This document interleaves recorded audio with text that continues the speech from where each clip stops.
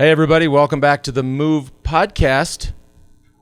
Talking about stage 6 of the Tour de France. Today's show brought to you by Aura. Aura is the company behind the smart ring. It is, by the way, I slept like a rock last night. My data was insane. So much packed in so little, whether you want to measure sleep cycles, activity, recovery, all of these things, heart rate variability, core temp. It is all right there in the ring. That's it. It is the best in class. Sign up. They'll send you a sizing kit. Boom, you figure out your size. And then you have the most accurate sleep, activity, recovery tracker on the market. By the way, the finger is a heck of a lot more accurate than any other place on the body for measuring these key metrics. Partnerships with the NBA, the WNBA, UFC, and now USA Surfing, which I think is super dope. Head on over to Aura Ring. OURA ring.com. There's the flow code if you're watching. Let's QLN. We're talking about stage 6. Stage 6. Tour to Châteauroux. Oh, wait, where did it start? Tour? Tour, yep. Tour. Do it again. Stage 6. Tour to Châteauroux. I don't know if I've mentioned it in other days, but the birds in the background are just that is something. He recorded this for us from Corsica. I mean, those Corsican birds. I hear that and it's what a way to start. They're nicer than Johann's birds in Madrid. The Madrid birds that are always on the show. No, these must be like little pretty birds that just sing. Johann's got like fucking crows or something. You know, but that is something. Hey, today's show also brought to you by Hyperice. This is a company that I've been a fan of for a long time. In fact, I was one of their consumers. I was just buying products forever. Lo and behold, they really upped their game. This new Hypervolt Go, this is, the original Hypervolt was amazing. Well, they just shrunk it. It has the same power, and it's about half the size and half the weight. It is the go-to. I checked out their website. Boom, Julian Alaphilippe up there every day. Hypervolting, a bunch of amazing products. They also have a recently acquired Normatec, which is stuff that George and I use a lot. It's a game changer.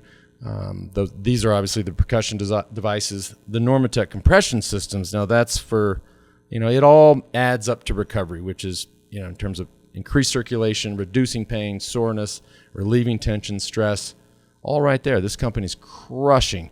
And I heard they had 14 of the 23 teams in the tour using the products. One of our listeners and viewers the other day asked if guys still putting their legs up to help with circulation. Right. Now they're using the Normatec boots. They got the Normatec boots. 14 of 23 teams. That's impressive.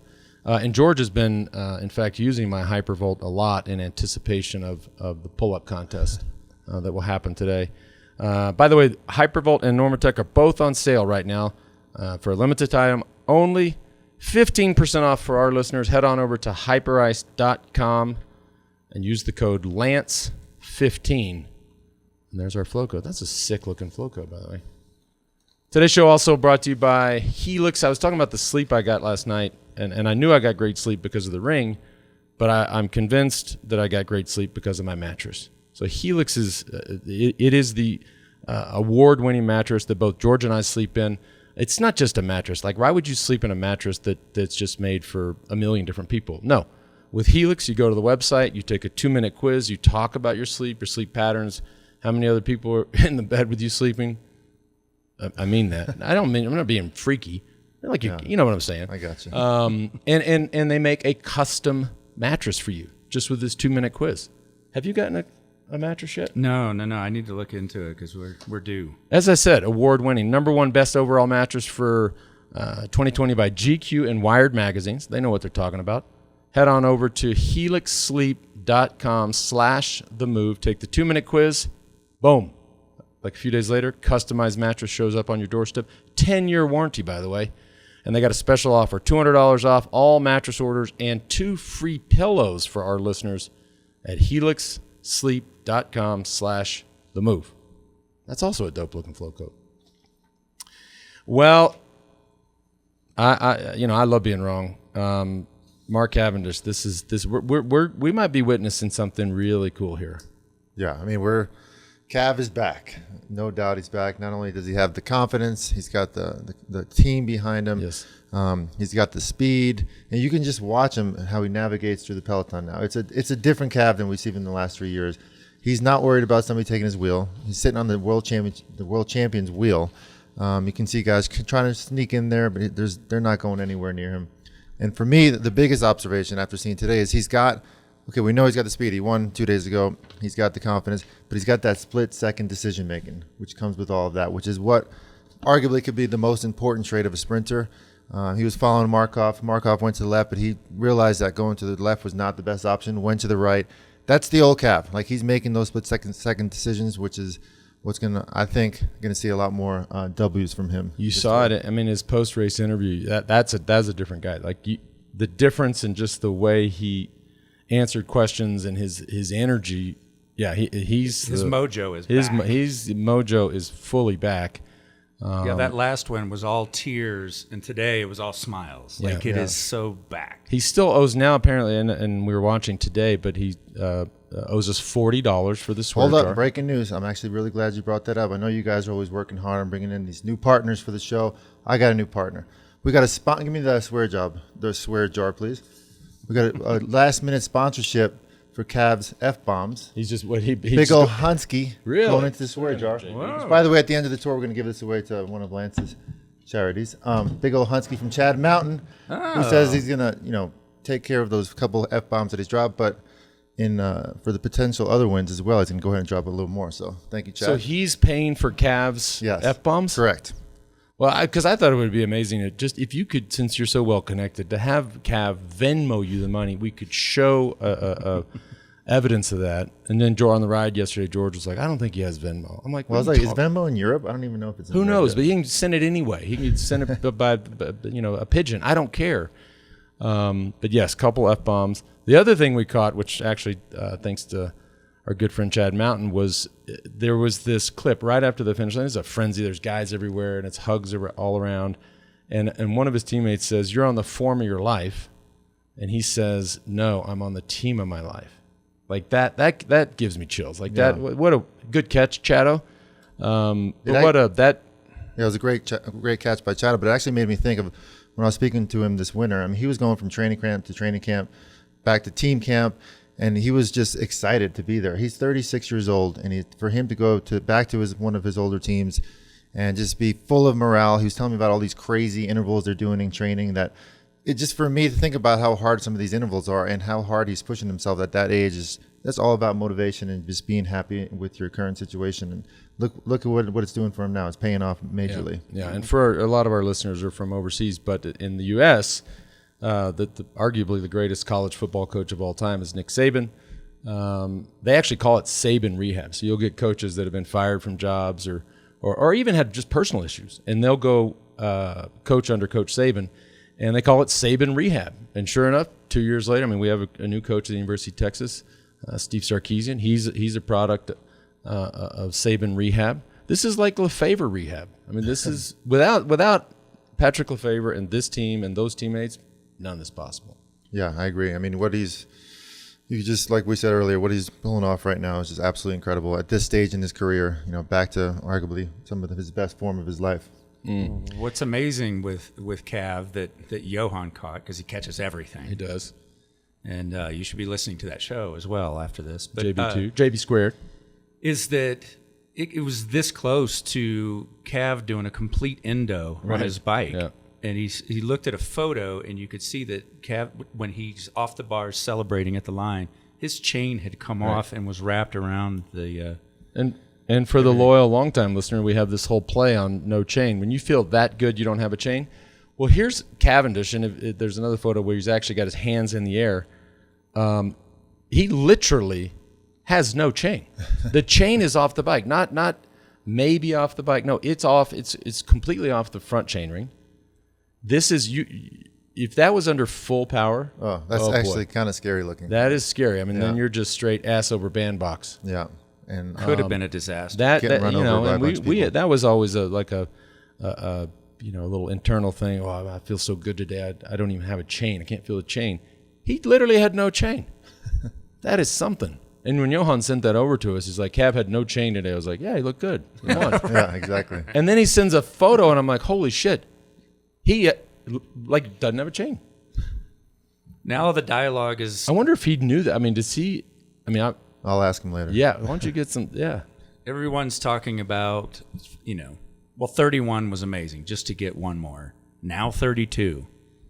Now people are all focused on the most stage wins in the tour ever held by You got to start having that conversation. I think I know I always sound like I'm sort of not a believer in Cav, but I think it has to happen this year, right? And we know the team situation at Quick Step. They have a budget, and Well, do they have a budget for him for next year?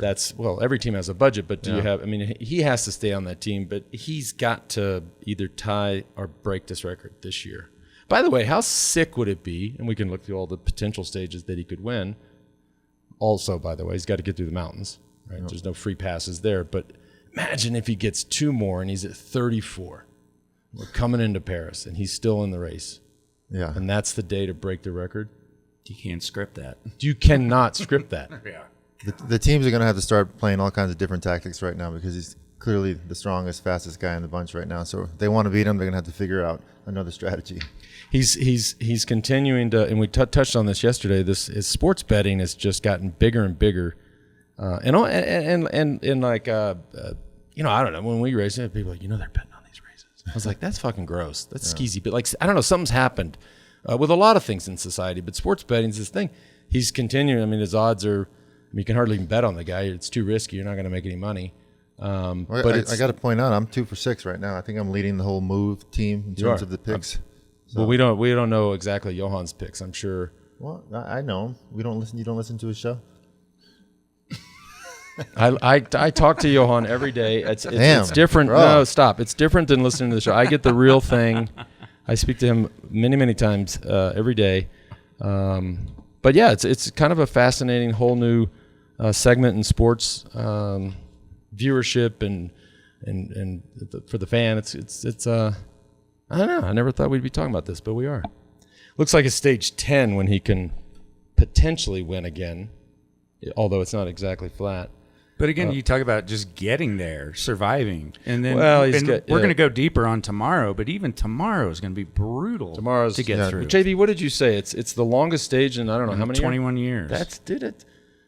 249.1K. And it's not like today was a particularly easy stage. I mean, it was very aggressive from the beginning. We saw Greg Van Avermaet get up the road with 7 other guys that clearly the sprinter teams were not happy with that. And the reason they weren't happy was they knew that if those guys got over a 2-minute gap with those 8 strong guys in the breakaway, that they were going to have an awful day to try to control them. And I didn't love seeing Greg up there by himself for that time and then with the other rider. I mean, I feel like tomorrow's stage is tailor-made for somebody like Greg, Olympic champion. I just hope he can recover in time for tomorrow's stage, but there's going to be some serious action going on tomorrow. I thought you'd be happy about that. No, I was not happy seeing him in the breakaway. There's not many guys that that you have a poster up in your bathroom that you see all day. I mean, I thought you'd be happy about that. Why were you not happy? Because it was a wasted effort? Yes. It was, yeah. I mean, it was, even though he's one of the best in the world, it was really no chance he was going to make it. Right. And you saw the speaking of Olympic champion, so he has the gold helmet that represents the gold medal that he won 5 years ago now, which sounds funny to say, but yeah. Is he going to the Olympics again? I think so. He's been. Yeah, I believe think so. You'd have to select him. Yeah. You know what else we caught? Again, in Johan catch told us that Pogačar did not have, or something was wrong with his race radio yesterday. He was not getting splits, so he's just out there going along, going as hard as he could, feeling good, obviously.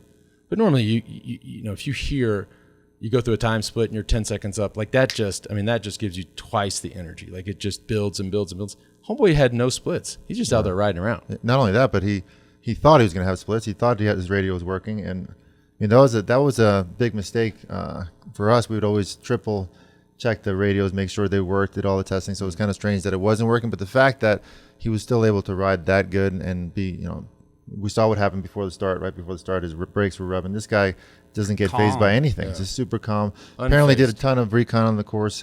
which was thanks probably to Lance. He's one of the first people that started doing recon and all the time trials and all the technical hard finishes. So he knew the course really well and was able to pull it off. Yeah, he was. Ooh. All right, let's talk about Vanderpoel. Yeah. Because I don't think they planned on still being in yellow after the time trial. Mm-hmm. He said he's going to go home, and you don't go home when you're in yellow. No. Regardless of what tomorrow looks like. That would be a bad look. Yeah. That would be bad for the event. Yeah, you can't go home. Now, you could orchestrate it so that you lose the jersey, right? Mm-hmm. And tomorrow's going to be a hell of a day to try to control. It's almost 10,000 vert of climbing. Yeah, 3,000 meters of climbing. Dang. But yeah, you can't go home in the yellow. Well, one thing's clear. They will not be controlling. I highly doubt that his team will be controlling to keep the yellow, but he can float and do his own thing. And, depending on the way the circumstances of the race work out, you can't count him out from keeping the jersey tomorrow. Yeah. Something that Johan brought up on JB Squared, I'd love to get your thoughts on it, is Ineos is in a position they've never been in. They're used to controlling the race. Now they have to attack, and they have a lot of weapons, right, in their arsenal. And then UAE is in a position they've never been in to defend. They've always been this underdog. Now they have to defend. So can either of those teams rise to the occasion? So that's a great question. There's about 100 different cards you can play. Yeah, there's 100. I can tell you the card that Johan would have played with us if we were in that similar situation, coming into a stage like this and not being totally sure and confident of the team to support the yellow jersey for the next 2.5 weeks.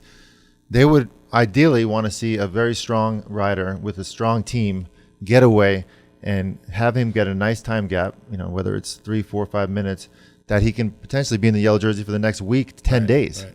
And he'll just sit around there. So I would definitely see a situation like that happen where they would be really happy with somebody else taking the jersey that will be able to control the race. That's not an overall threat. Right. I mean, a top 10, perhaps a top 10 finisher, but not an overall threat. Borderline. I mean, we've given guys. Team. We gave a guy once 30 minutes. Yeah. 30-minute lead, which I was like, "What are we doing here? This is absolutely crazy." That was made me very nervous. That was a bad idea. Johan, what were you thinking there? He was playing games with other teams, like saying we're not working. 30 minutes. I mean, that's crazy. So that's actually it was about the same sort of stage as tomorrow. It was a rainy day. It was early, first week into the tour. The guy got a 30-minute gap, a French guy. Who was that guy? Simone? Simone, yeah. Yeah, there's like 3 brothers. It was one of the Simone brothers. You asked Johan later on in the show if he was, after the stage, was he a bit nervous about that one? Because I sure as hell was. Yeah, you're right. But that's stuff that doesn't happen anymore. Yeah. There were a lot of days, not 30, but there were 10, 15, 20-minute days that people could go up the road. At the end of the tour, a lot of that, is easier to happen. But that's too much. But I want to keep talking about tomorrow's strategy because I have a feeling I know what's going to happen, and I've tried to reach out to my sources, which is interesting about my sources is they don't reply. Like George's, it's like bam, bam, bam, bam. His phone's like zzz, zzz, zzz, zzz. Like it's just inbound, inbound, inbound. My sources, they don't reply. Like I'm trying to talk about this now. They might reply like later today and be like, oh yeah, maybe. I'm like, well, it's too bad. We've already done the show. I couldn't use you as my source. And I'm not naming names. If you're listening, your name will never be named. I just need some reply. I need some love. Today's show also brought to you by Ventum. And we have Dia, the founder and CEO of this cool brand, on the show today to talk about some cool stuff we're doing together. Direct to consumer, which is in this day and age of nobody being able to get bikes, they can fill that void. Fully assembled at their shop in Utah. My new NS1 and GS1, they're just sick. They're sick, and as gravel continues to take off, the GS1 is crushing. Bicycling Magazine also named the NS1 as one of the best bikes of 2021, and they're going to give away a custom NS1 frame set during this Tour de France. Head on over to ventumracing.com/themove, and for our listeners, promo code THEMOVE, 10% off at checkout on any purchase. ventumracing.com/themove, promo code THEMOVE. Last one of the day, Roca. The best. I love this product. All the, not just the riding shades, the prescription glasses.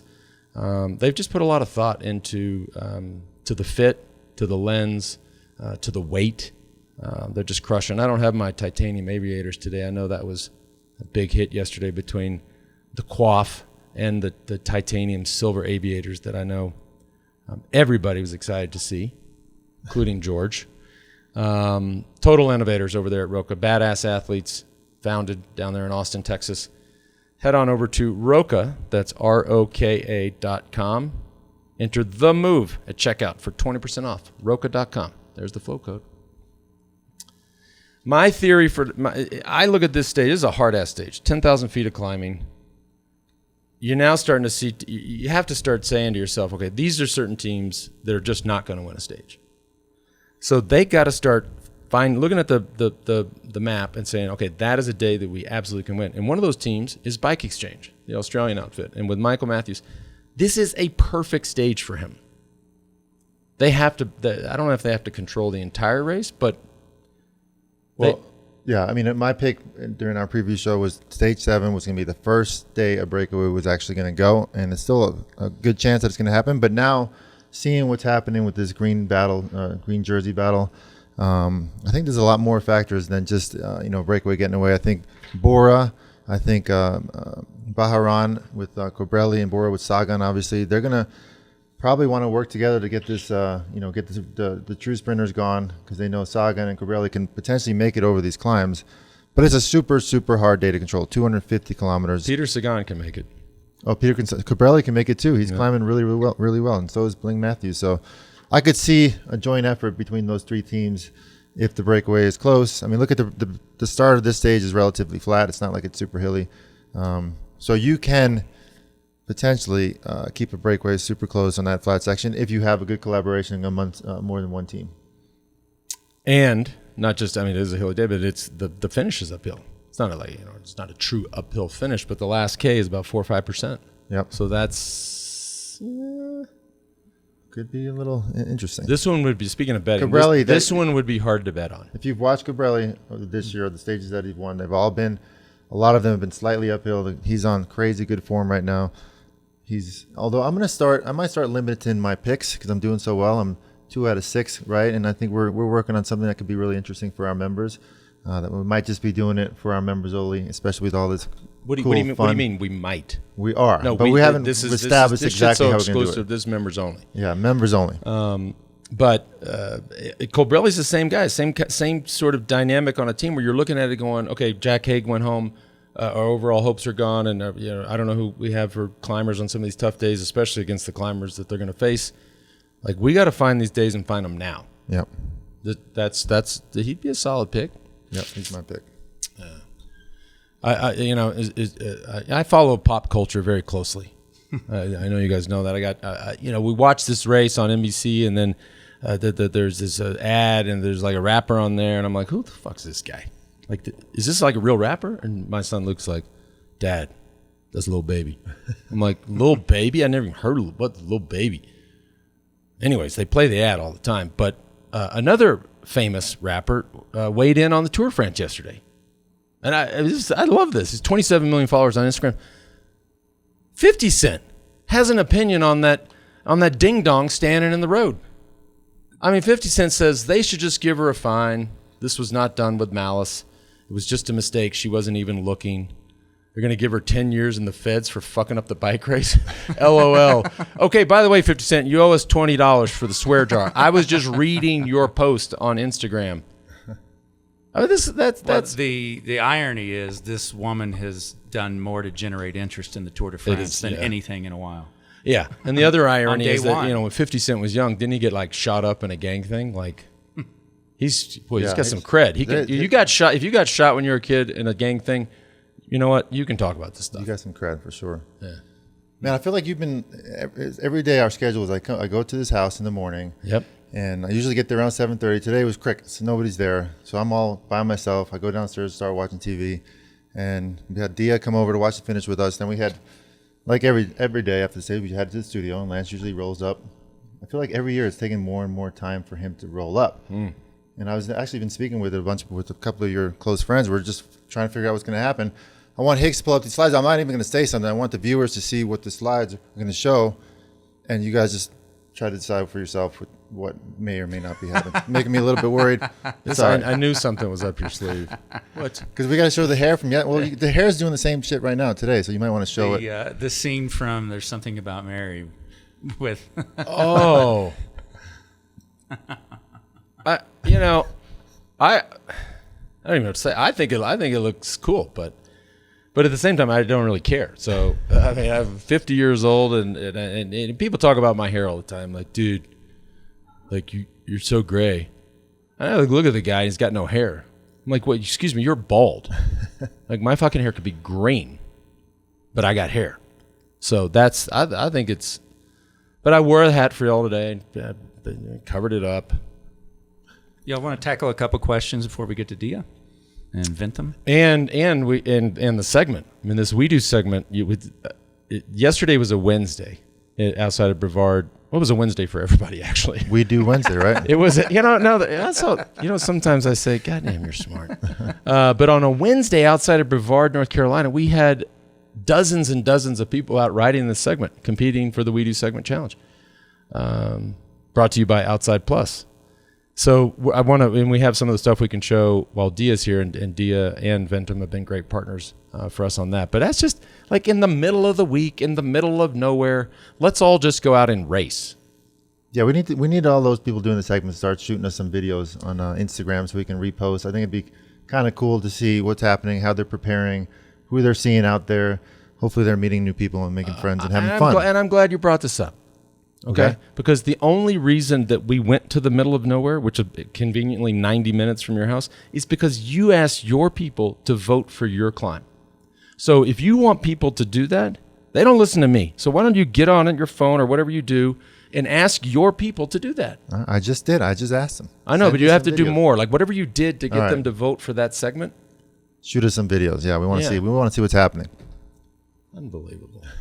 All right, first there's this, it's a comment that just cracked me up. It says, hey guys, OG listener here and love the content you guys produce. I've been listening to both shows back to back since the tour started, and I just wanted to comment, the combination of the two makes a podcast mullet. JB Squared is all business and analysis, business in the front. The Move with JB, HRH, and 1.5 pull-up Georgie is all Sagan style make party in the back. Right. Just amazing. Keep up the good work. That's Tim in New Orleans. Yeah. We continue to make business in the front, party in the back. Yeah. You kind of touched on this, George, I think, but this is from Morgan. Love your coverage of the tour. Super helpful in giving a more clear picture of race tactics.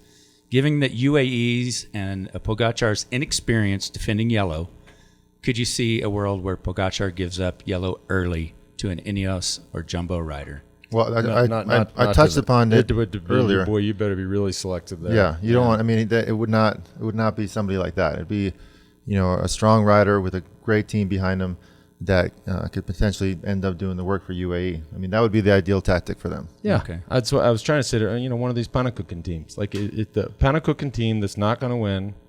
Yeah, you're going to gift them a top 10 finish. They have a team that can defend the jersey. That's I wouldn't say a Panakukin team. It's got to be a good. I just team like to saying defend it. the jersey. I just like saying it. Hey, coming from a guy who did it for you for all those years, I know it's very, very difficult. You have to be a strong rider. So, Morgan, I hope that answers your question. One more comment here. Hi, Lance, George, and JB. Greetings from Belgium. JB, don't even try to pronounce my last name. Good. Yeah. I just heard Lance ask how the Move is doing in Belgium. Not a Panakook. Currently number 12 in sports section. Good. And that is in the middle of a European soccer championship. But the Belgian team is still in the tournament. Awesome. So the top 11 shows are all about soccer? Probably. Yeah, probably. And yeah, that's great though. Well, and what's Belgium going to do when and if Cavendish? Anyways, I'll go down that road. I'm curious what Eddie Merckx has done. Clav clearly doesn't want to talk about it. He's focused on day by day. He's happy. He said in his interview, which I thought was really cool of him to say, this could be number 1 or number 32. I don't care. I just want to stage in the Tour de France. Right. That's right. I'll try to say the name. That was from Jan van Ruskenveld. Nice. Wow. He may want to send us a... You want to read it? No. Yeah, they're all soccer shows. Yeah. Okay. Yeah, It's yeah, tough yeah. to pick. The Belgian soccer teams, apparently now. They used to, when we were racing, they were like terrible. Yeah, And now they're like, I saw something, they're one of the top ranked teams in the world. So, definitely. allez les Belges. Let's pull up some of the We Do segment slides as well, see what's going on, Well, we who's gotta- winning, who's leading. Do we need to bring in Dia first? I think Well, after. We'll bring in Dia after. Oh, what? Okay, got it. Sorry. right, Oh, I'm like usual, I'm not paying attention. All right, the young kid, Ben Wright, still has the lead. 2 seconds up on Tyler Orschel. I wonder how his mustache is coming in. And we got some... Not only that, but Ben Wright apparently yeah. did it on a road bike. I know. We With got road tires. I didn't know if that was And- protected information, but yes, we got Yeah. information. Well, I think it's all that should be all out there. That is not ideal. A road bike would not be ideal for this climb. I think Ben Wright knows that. I think Put Ben on gravel. Look out. I think Ben has some stuff up his sleeve, as much as 21-year-olds could have up their sleeve. Any other? And by the way, this leaderboard brought to you by the Feed. Beata Ronska leading the women's 3 minutes. by a lot. Wow. By almost 3 minutes. Evie Edwards, come on, honey. I believe one of them has already done it over almost 4 or 5 times. So that that's- was two of them have done it over 4 or 5 times. That's the beauty of this whole segment, is that you can try as many times as you want over the next few weeks. Beata just keeps going. And they were both there yesterday. Look at that, both June 30th. They're going home, thinking about it, I sleeping on it. I wonder if they like see each other. Yeah, I out there. know, Just throwing shade, like giving stink eye. Like, what are you doing? Impressive. What do we got here? Ethan Burns in the 30 to 39 age group. Wow. Look at. Does that say 18 or 16? No, that says 1656. Damn, Ethan's going. Holy cow. This was also yesterday. By the way, he beat me by 3 minutes. What are you doing, Ethan? Wow. You were a little bit off that No, day, he I think. smoked you too, though. We rode together. People are getting after it. I mean, look at all the yesterday, all the people out there on June 30th. All right, keep it up, folks. You got another shit. We got another 2+ weeks. Yep. No telling what's going to happen. All right. Let's bring in Dia. Talk about hello. That's an actual photo of my Ventum GS1 at the base of Pilot Mountain outside of Brevard. What a whip. Look at that thing.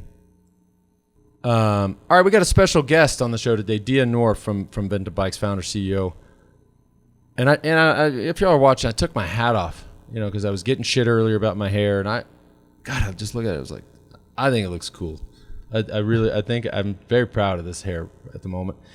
However, Dia walks in and just completely kicks my in the hair category. Yeah. I mean, this is the hair. I just have so many questions. First of all, you wear a helmet when you ride, right? I do. It's actually, I wear a large when it's this big, or a medium when it's a little bit smaller. yeah. By the way, Lance, before you start, I brought you a gift. Okay. My mom would kill me, and you too, George, if I came to the show empty-handed. Whoa. So I got you my favorite conditioner. Yeah. So this is how you can have hair this good. Is that right? Yeah. So, and George, it's really good for the beard. Not only does the man have hair like that, but he smells like when he nice. he's coming. He Let me tell smells you so something. good, You get a mile away. You're like like, a mile away. I think Dia's coming. My wife actually made me buy the same cologne that he wears. See? So Really? she Yeah. liked it that Which much. is what everyone's going to ask. I know our listeners. What is Well, you know what? Oh, it's Le Labo Santal 33. Oh, Yeah. Wait, what was that? What? What was that? So the company's Le Labo, and then the scent is Santal 33 or 33. Oh, we're talking about the cologne? Oh, Yeah. Yeah, I don't Yeah. wear cologne. But by the way, I don't use conditioner either. Oh, but I this wonder is if nice. Maybe you I should. should Nice. start doing that. You should. Makes And by it the way, just- George, this is TSA approved. Okay, I know perfect. you like the fly commercial, so I made sure. thank you. When one of his Understood. when one of his fancy friends doesn't send the jizzy. Oh, I gotta get him in when I can. fucking guy got to take a Xanax just to get on the plane. He's like, oh my God, there's other people on here. Only if I'm in the middle seat. Or But window George, seat. you know that cheap shot was for one reason only. You guys touched on it. You stole the segment. It was in our home state I in know, Utah. yes. Bentham Yes. was excited. Powder Mountain. We couldn't wait to welcome you. Paved road. Also. Yeah. And then all of a sudden, 11th hour, you pulled out the like North Carolina phone tree. Yeah. And next thing you know, I wake up and it's in Powder Mountain. You know, these George Hey, sycophants. I'm They excited. fucking They'll piled give you an on. excuse to come visit me and check out the segment. that's for So yourself. that's a good question. So that because it was down to 2, you had Powder Mountain in Utah, and then you had Pilot Mountain in North Carolina. How far is Powder Mountain from the Eventum World Headquarters? Oh, it's like an hour and a half, not even. That's how convenient. Another Yeah. hour and a half away. we got to talk, man. We got to get our people engaged or something. For me, it's all about the small battles. You know, I got to win when I can. And this is one that I felt like I had the opportunity to win, so I took. Now we know. Next year, don't you worry. Next year, Eventum's going to do something special. It will be in Utah. Mark my words. Said it here. Ooh. Yeah. D, we I always talk about your bikes all the time on the show, and I practice what I preach. I ride the NS1, the GS1, absolutely love them. Bike business is crazy. It's crazy. Crazy. Like it's like the bike business invented COVID. Like well golf said. and cycling invented COVID, but people can't get bikes. Can't get Like, bikes. It's It's crazy. amazing. Well, we're lucky. I mean, look, the biggest issue is the components. No one has components. There's a huge global shortage. There's a container shortage, so we can't even get them over to the States. So that's the biggest bottleneck. Yeah. Now, luckily for us, we are managing our supply chain, and we have bikes. So we're able to fulfill bikes. And we assemble everything here in the U.S. And so we don't have that lag time where others manufacture and also assemble in Asia. And because of the global container shortage and because of the lead times of customs, these components are backed up months and months. So we're able to assemble here and get it out faster. So that's been our saving grace, honestly. Speaking of bottlenecks, that ship that got stuck in the Suez. did that affect? That was amazing. Like this poor guy had trying to turn the thing around and get stuck. Anyways, nobody could get medicine or derailleurs. Does that affect, or was that a whole different? Didn't affect us. However, it affected another brand that is a European brand who that ship, they were already delayed massively by a year. That actual ship had all their inventory. Oh, no. Yeah. Did you know a woman was holding a sign, and that's what the ship hit? Yeah, that's right. And got The sideways. she was looking the other way, saying hi to Grandma and Grandpa. You know what I'd love to ask Dee about, because when we first met you down at the We Do headquarters, you were rolling out your first road bike. Yeah. Because you'd been making tri-bikes and killing it. And that was several years ago. And the growth in gravel, I mean, I see it all over Austin. People are going out on these country roads. And we were talking here in the studio a few days ago.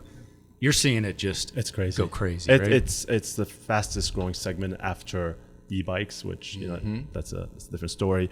But yeah, honestly, we got lucky. We got lucky because we're a performance brand. Everything we're gonna do is performance related. We looked at the gravel segment, and people were using like cyclocross, nothing specific to gravel. It was a wild, wild west. You know, do we do a mullet build? Do we do this? What kind of gearing are we using? So we came in and said, you know what? We're gonna make a race gravel bike. That's just for your one-day event. It's not for, go from here to Miami, right? It's just like a very performance-driven bike. And that's kind of the niche that we wanted to go for. And then we did it, and immediately it just blew up. It just blew up. And again, I don't want to say thanks to COVID because that's awful, but COVID has really turned people into gravel because you couldn't do the group rides anymore. And so we had the perfect product at the perfect time. And it's now our number one seller by miles. Yeah. Wow. And it's got technology that just most gravel bikes don't. So we took what we learned in the Tri World and the NS1, and we put that technology. If you look at it, it's completely integrated. It's super aerodynamic. The aero penalty on the gravel bike compared to the road bike is so small that I can just carry my gravel bike and 2 sets of wheels. Thick wheels if I'm going to go gravel, and then some nice 30s for the road. Right. It rides like a road bike. Yeah, it's much lighter than most of the gravel bikes. Much lighter than. And a lot of the gravel bikes, there's a lot. The cockpits are a lot higher. Yep. I did like seeing Lance in a much more sort of road position. Yeah. Very similar to his road bikes. I was really interested in that. Despite all this, it didn't. I was just off that day. What's your gravel bike weigh? Mine is just over 17. It's like Yeah, that's 17.1. kind of crazy for a gravel Yeah, bike. and I'm a big boy. I'm large. Yeah, and the ham is the hair weight. It's probably The a good hair 8 is ounces. a good 4 or 5 pounds. But just looking at it. Yeah.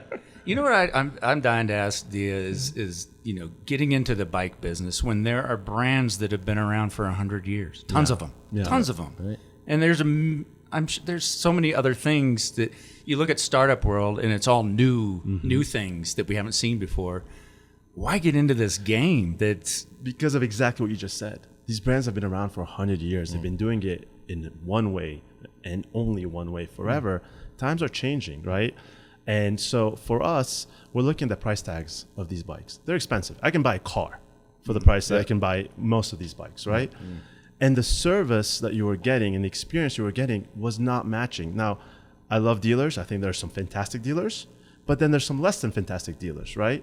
So you might walk in and buy a $15,000 bike and not get that experience. The person that you're speaking with may not be very knowledgeable. And so we wanted to own the whole ecosystem. So we are responsible from the pre-sale to the post-sale to the delivery. And that's the other thing too. I'm looking at these $15,000 bikes and say something happens. Well, the dealer loves to blame the manufacturer. The manufacturer loves to blame the dealer. 3 weeks later, you still don't have a bike. That's a problem. That's not okay when you're spending that kind of money. So I didn't think the service level was on par with the price tag. Another good example, actually, this is one of your listeners. One of your listeners got a GS1 in Florida. We delivered it with our system, Kitsuma. We delivered your bike fully built right to your door. I think you experienced that. I did. And, there was an issue. There was an issue with the bike. And so guess what we did? We sent out another bike. We dropped off the bike with his measurements, took the old bike, and now we're going back to R&D to see what happened. Right. But he got his bike fixed immediately. That's not his problem. It's our problem. So Did the guy drive from Utah to Florida? Yeah. That Yeah. isn't, I was like, yeah, because the dude drove to my house. yeah. And he had a funny story. He said, this guy that showed up, he's like, I can't believe I'm here giving you this bike. And I was like, all right, cool, man. I believe it. I was very impressed with finish your story. Then I'll. Yeah, I was getting to the good part. And then he said, I was at, I went to the Tour de France with my friend of mine's family one of the years. He's like, I don't really remember because we were super drunk. We were just dumb kids. But anyways, I thought it was funny. But it's a sweetheart. The bike showed up. I could have just pedaled off right there. Yeah. Like, I was at none Christian's. of this coming out of the box. None of the. Yeah, I was at Christian's house when he got his NS1, and I was just so impressed with the way the bike comes. I mean, it's just the way the box is engineered, and it's just super easy. And we're like the worst mechanics in history. We could easily put that thing together and go. Oh, that's great.